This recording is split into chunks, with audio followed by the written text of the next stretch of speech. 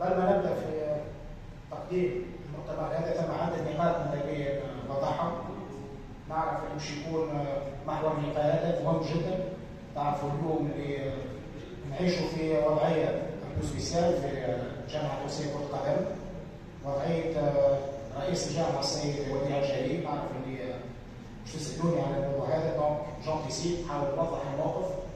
بالنسبه لنا اما موقف انساني اخلاقي مبدئي، كل الاحترام، كل التقدير، كل التعاطف. موقفنا واضح وثابت مع رئيس الجامعه السيد وديع الجليل. ان شاء الله ربي يرجعه لعائلته، ان شاء الله ربي يظهر حقه. اليوم ثم قضيه، عندنا ثقه كبيره في القضاء.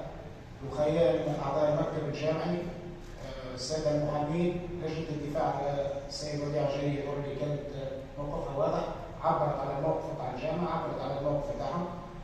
ثم قضيه، عندنا ثقه كبيره في القضاء. ان شاء الله ربي يكون معاهم، ان شاء الله ربي يظهر الحق. هذا الموقف الاول. الجانب الثاني اللي يهمني انا هو مدى تاثير الوضعيه هذه على المنتخب.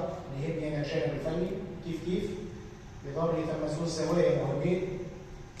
ثم جانب معنوي، الامباكت بتاع رئيس الجامعه ماهوش بين عشيه وليله باش نجموا نسووها. نعرفوا اللي تقريبا 100% من اللاعبين اللي ينتميوا للمنتخب هذوما لاعبين اللي كان هو تقريبا كما نقولوا احنا ديما كنا نعاودوا ونأكدوا ان المنتخب يعيش في عائله. السيد وديع الجليل كان تقريبا بمثابه الاب، مثابه الاخ الكبير للاعبين هذوما الكل، هو السند، هو الضامن معاهم. دونك ثم ارتباط كبير من اللاعبين هذوما. عدة لاعبين اتصلوا بي كانوا يعبروا عن القلق بتاعهم من الوضعيه هذه. هذا شيء ما نجمش نخبيه، هذا شيء واضح. لكن اللي يهمني زاد الدوزيام اللي ثم جانب احترافي، ثم جانب تاع مسؤوليه يخلينا نتحملوا مسؤولياتنا في الوضعيه هذه. ثم مكتب جامعي اللي اجتمع بنا كاطار فني مباشر بعد الاحداث هذه، وضح الموقف نتاعو، عبر على مساندته وعلى دعمه للمنتخب. ويظهر لي الى حتى الان الحمد لله نحب نشكرهم زاده، لانه الجانب الاداري والسيوله اليوميه الكوتيديان اللي نعيشوا فيه وفروا لنا كل الظروف، عطينا نعيشوا في اجواء طبيعيه جدا من الناحيه الاداريه.